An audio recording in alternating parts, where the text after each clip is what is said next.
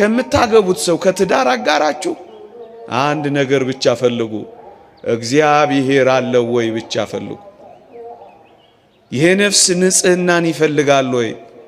የነፍስ ቅድስናን ትፈልጋለች ወይ? እንጂስ ገንዘብን አትሹ። ዓላማ አይደለማ። እግዚአብሔር የብዙ ልጆች አባት መሆን ከፈለጋችሁ አግቡ አላለንም። እደግመዋለሁ። የብዙ ልጆች አባት መሆን ከፈለጋችሁ አግቡ አላለንም። እናስ ሰይጣን እንዳይፈትናችሁ አግቡ ነው ያለን። ለምንድን ነው የምታገቡት?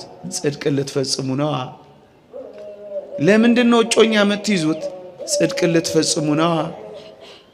ለምንድን ነው ቤተሰብ የምትመሰርቱት? ድህነታችሁን ለመፈጸም ነው። ቅዱስ አትናቴዎስ ሁለቱ የሕይወት ጸጋዎች ይላቸዋል። ምንና ምንን? ምንኩስናንና ጋብቻ።